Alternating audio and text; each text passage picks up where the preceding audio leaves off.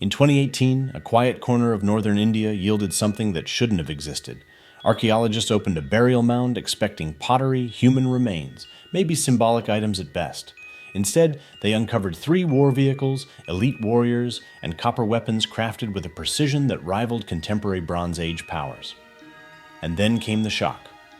When the carbon dating results returned, they placed the burials at around 2000 BCE, a full 5 centuries earlier than South Asian military vehicles were believed to exist.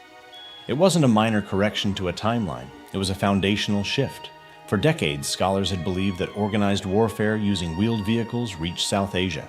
Around 1500 BCE, introduced through migrations from the Eurasian steppe, entire academic frameworks rested on this assumption. Museum displays, textbooks, university syllabi, all were built around the same timeline. But the graves at Sinauli refused to obey the model. The Earth had preserved a story that rewrote the past, and it had waited 4 millennia to be told. This is the story of that discovery, the evidence surrounding it, and why it transforms our understanding of one of the world's oldest and most complex civilizations. How an old framework began to crack. For much of the 20th century, a neat narrative shaped South Asian prehistory.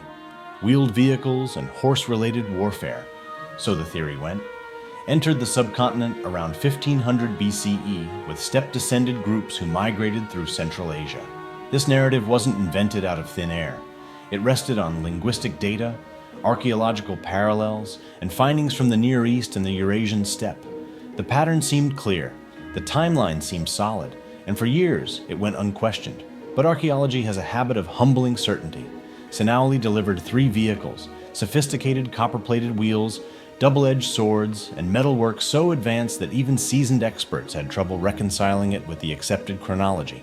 These weren't ceremonial toys placed in graves for ritual symbolism. They were functional military assets buried with people of high rank, and they were from 2000 BCE. The discovery didn't challenge theory, it obliterated its foundations. The unearthing, when the earth gave up its secrets. The village of Sinauli lies in Uttar Pradesh's Bagpat district, nestled in the fertile Doab between the Ganges and Yamuna rivers. Archaeologists had known the region contained ancient settlements. They had found pottery, bricks, small burials. But the burial mound that would alter South Asian archaeology appeared unremarkable on the surface. The game changer arrived on the 3rd day of excavation. A glint of copper emerged, then another. Not random scraps, but structured plates, triangles, lattices arranged deliberately. As the team widened the pit, something astonishing took shape. Curved copper pieces connected into a full circle. A wheel. A large wooden wheel once covered in copper sheeting, now fossilized by time but unmistakably engineered. Soon another wheel appeared. Then another. 3 vehicles. Beside them lay the weapons. Long copper swords with antenna-style hilts, shields, helmets with horn projections, bows so well preserved they stunned the excavators. These were not burials of isolated individuals. These were warrior graves, elite ones.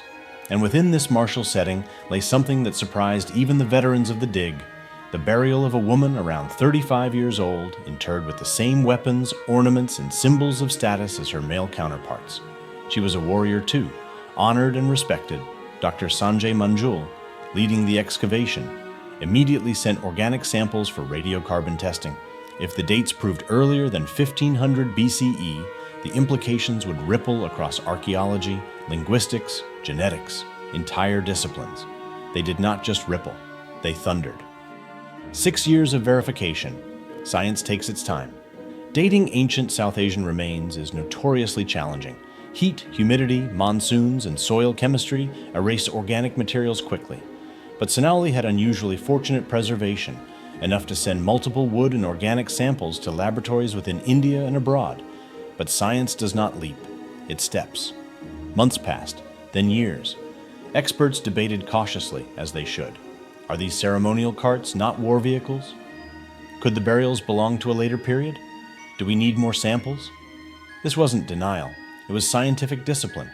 Extraordinary findings demand extraordinary scrutiny. Finally, in September 2024, 6 years after excavation, the international peer-reviewed journal, Radiocarbon, published the confirmed dates, approximately 2000 BCE, verified across multiple independent laboratories. The conclusion was unambiguous. South Asian societies were using advanced wheeled military vehicles centuries before the long-accepted timeline allowed. The rewrite was official. Who were these people? Genetics begins to answer. Radiocarbon dates tell us when. Biological evidence helps us understand who. From Rakhigarhi, a major Indus Valley site, we have a well-preserved ancient genome from roughly 2600–2300 BCE. It contains two major ancestries: indigenous ancient ancestral South Indian, Iranian farmer-related lineages that entered South Asia millennia earlier. Crucially, it contains no detectable step-related ancestry from that period. Sinauli has not yet yielded full ancient DNA due to preservation issues, but multiple other biological markers can still speak. Isotopic signatures of local water sources, trace chemical patterns in bone, dietary evidence from tooth enamel, soil and environmental signatures, all point to the same conclusion. These individuals were locals, part of a long-established cultural continuum in the region, likely linked to late Harappan or post-Harappan populations. The technological sophistication wasn't imported, it was inherited, built, refined. This was an indigenous tradition of metallurgy and craft, not a borrowed one. A global view, parallel evolution of civilizations. To understand Sinauli, we must zoom out to the wider Bronze Age world. Around 2000 BCE, wheeled vehicles appear in regions like Mesopotamia, the Aegean, and Egypt. Swords with antenna-style hilts, similar to those in Sinauli, also begin to appear across these regions. The similarities raise obvious questions. Did these societies copy one another? Not necessarily. Complex civilizations often develop similar technologies independently once they reach certain thresholds. Urban systems, specialized crafts, trade networks, bureaucratic organization, metallurgical refinement. The Indus Valley Civilization had all of these. By 2000 BCE, as its great western cities declined due to river shifts, populations moved east into the Ganges-Yamuna region. They brought their knowledge with them: metallurgy, craftsmanship, engineering, social hierarchy. Sinauli fits perfectly into this picture, a continuation, not an anomaly. The chariots are not evidence of foreign intrusion, but of local innovation. The debate that misses the point. When the radiocarbon dates became public, scholars debated one thing intensely: terminology. Were the Sinauli vehicles true chariots? They had solid wheels rather than lighter spoked wheels seen later in the Near East. This is an important typological observation, but it doesn't change the essential fact. These were military vehicles. Weapon-bearing warriors were buried with them. They were engineered with copper-plated components, large wheels, and evidence of yoking mechanisms. Functionally, they belong to an organized martial culture. Call them chariots, call them war carts, call them proto-wheeled platforms. The name matters less than the reality they represent. South Asia had developed complex military vehicle technology earlier than expected. The story widens. The Tilwara discovery. In April 2025, just 10 kilometers from Sinauli, archaeologists opened another site, Tilwara. Inside lay a burial almost identical in cultural style. A vehicle with copper decorations, war equipment, distinctive copper helmets, this time with rivets still in place where leather once attached. The pattern was unmistakable. This wasn't a one-off, it was a cultural horizon. Archaeologists now believe dozens more such sites may lie hidden across northern India, undiscovered, undisturbed, and capable of transforming our understanding even further. The next giant leap, a massive DNA project.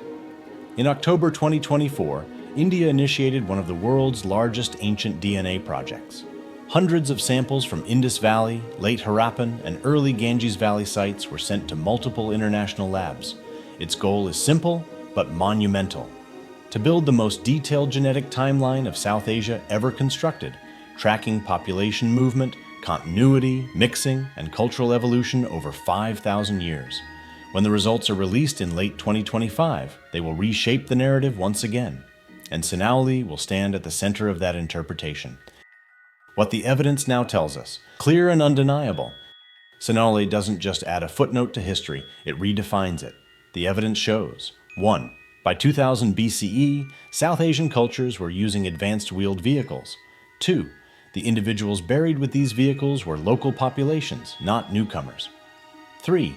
The technology reflects indigenous innovation rooted in long-standing traditions. For centuries, narratives about ancient India positioned it as a passive receiver, waiting for waves of migration to bring innovation. Sinauli shows the opposite. Ancient India wasn't behind. It wasn't stagnant. It was contributing to global Bronze Age innovation in its own way, through its own trajectory. The story continues, and you're part of it. Archaeologists are digging as you watch this. Geneticists are sequencing right now. New sites are being identified every season. Next Thursday, we'll break down the full Tilwara findings. What matches Sinauli, what differs, and how it expands the cultural map. And when the 300 ancient genomes publish in late 2025, we'll bring you the clearest evidence-based picture of ancient South Asia ever assembled. If you want history grounded in science rather than outdated assumptions, if you want archaeology that respects data over ideology, if you want the real story of the world's oldest civilizations, subscribe now. You do not want to miss what comes next.